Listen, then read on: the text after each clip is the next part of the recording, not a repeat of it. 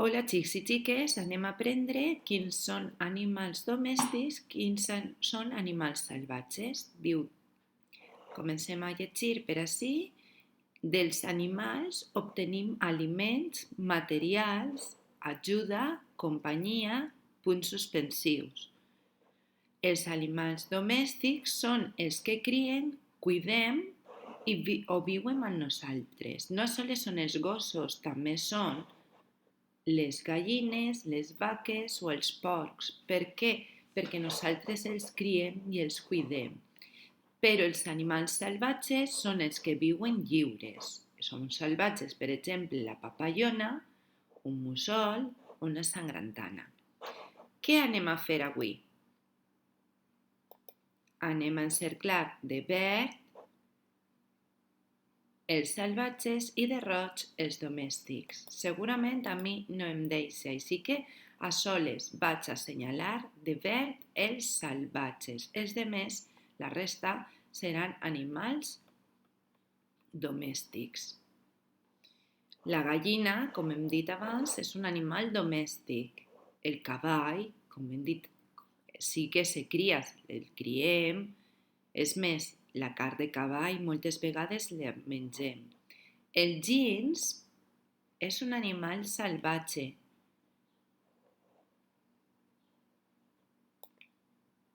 I el cocodril, que viu a la selva, també és un animal salvatge.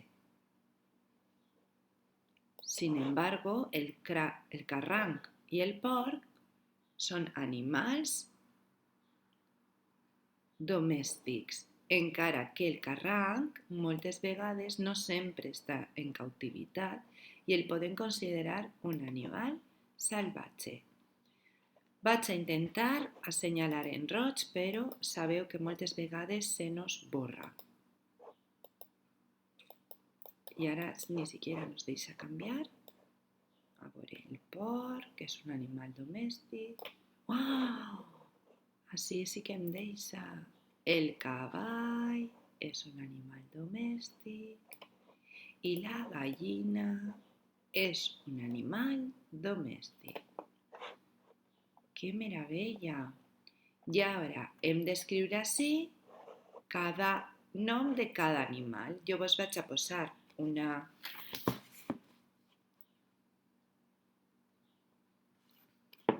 de cada. Per exemple, com hem dit abans, la gallina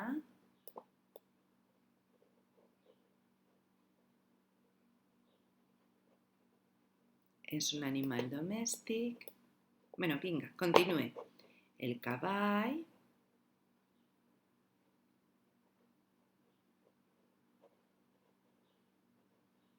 un animal domèstic i el porc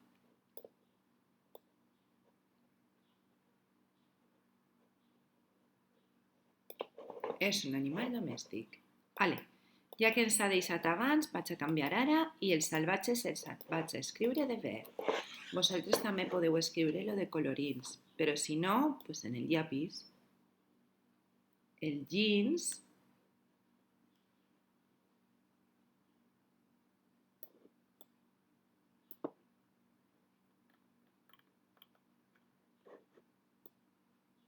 és un animal salvatge. El cocodril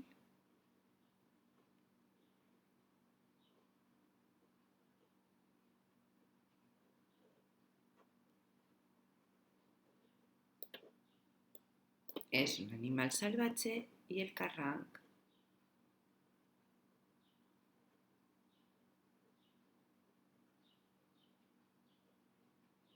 també és un animal salvatge. Perfecte. Anem a veure este vídeo així. Diu la avicultura. Què és l'avicultura? Dels aus.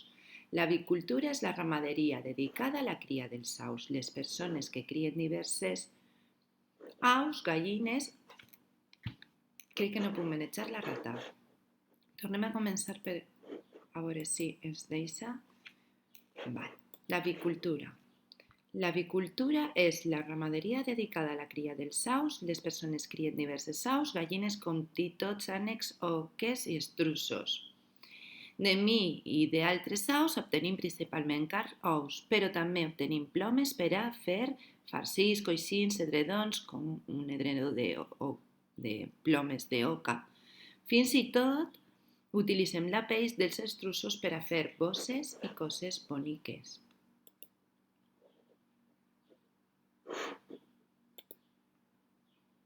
Diu la aqüicultura.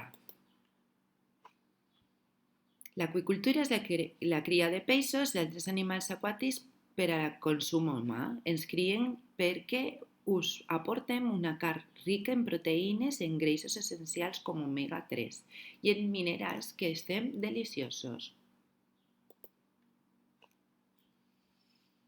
Jo sóc una truita. A mi i a altres peixos d'aigua dolça ens crien en estanys artificials anomenats piscifactories. I jo sóc una tollina, a mi i altres peixos marins ens crien a la mar en granges marines amb tanques, com aquestes, fabricades amb xarxes.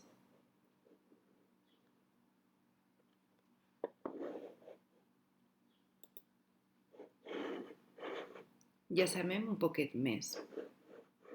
Continuem? Diu, quins aliments n'obtenim i relaciona? Anem a veure el vídeo.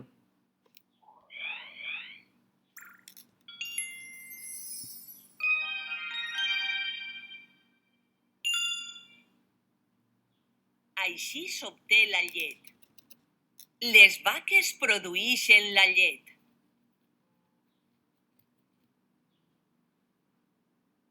Muny.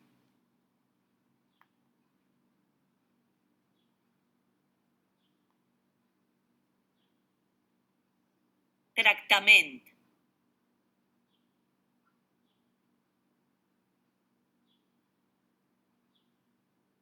Embotellat.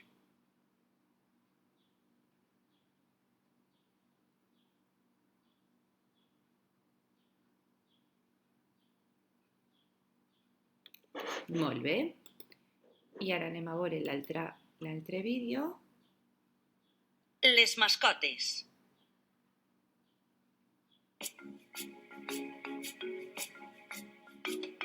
Tens una mascota o l'has tingut alguna vegada?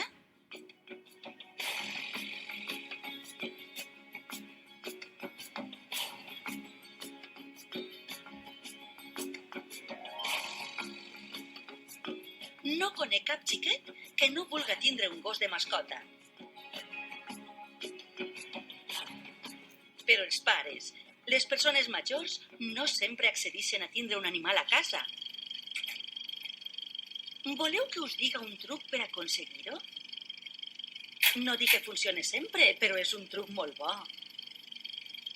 Als majors, el que no els agrada gens és haver d'ocupar-se ells mateixos de la mascota. Bé, exactament el que no volen és ocupar-se de les funcions vitals de la mascota. Si vosaltres aprenguéreu el que necessita i ho explicareu bé als vostres pares, dient-los que us ocupareu vosaltres mateixos de tot, aleshores és possible que s'ho pensen i que es complisca el vostre desig.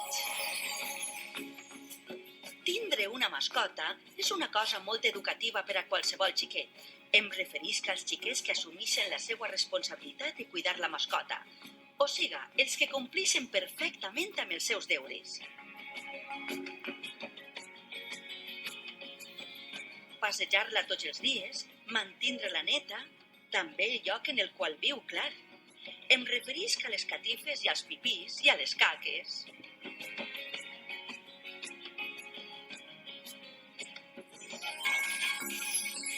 I, sens dubte, cal estar pendents de donar-los menjar. I això vol dir també anar a la botiga a comprar allò que mengen. Vaja, no us estarà començant a semblar massa treball, veritat? Tots sabeu que els animals, encara que siguen domèstics, tenen unes funcions vitals que han de complir. O siga, han de menjar, respirar i relacionar-se amb el medi. I també es podrien reproduir. Però si ens n'hem de fer càrrec, és a dir, si són les nostres mascotes, som nosaltres els qui hem d'ajudar-les perquè puguen realitzar les seues funcions vitals per tal que estiguen sanes i tinguen una bona vida al nostre costat. Estic segur que si expliqueu tot això als vostres pares i que heu après bé les necessitats dels éssers vius, serà molt més fàcil que algun dia es complisca el vostre somni. Tindre un gos.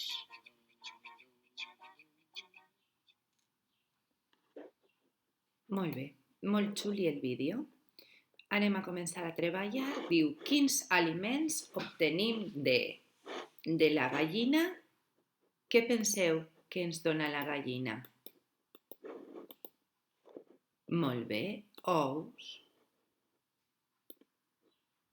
De la vaca, què obtenim de la vaca? La llet. I de l'abella, la mel. Molt bé. Sabeu què també obtenim de la vaca i de la gallina? La carn. Perfecte. Anem a triar l'opció correcta i anem a marcar-la. Què obtenim de l'ovella? De l'ovella obtenim, molt bé, llana. I plomes? No. Què obtenim de la vaca o de la gallina? Els ous venen de... Molt bé, la vaca, la gallina, la vaca no. I amb la oca, que s'omplin els coixins, per exemple? Molt bé, de sabates? No. De plomes? Sí. L'edredó nòrdic en què dormim nosaltres està fet de plomes d'oques. I ara sí, diu, dibuixa una mascota, pot ser que ja tingues una, o que t'agradaria tindre, i explica quines són les seues atencions. Ja ho hem vist al vídeo, així que superfàcil. Besitos a tots i a totes.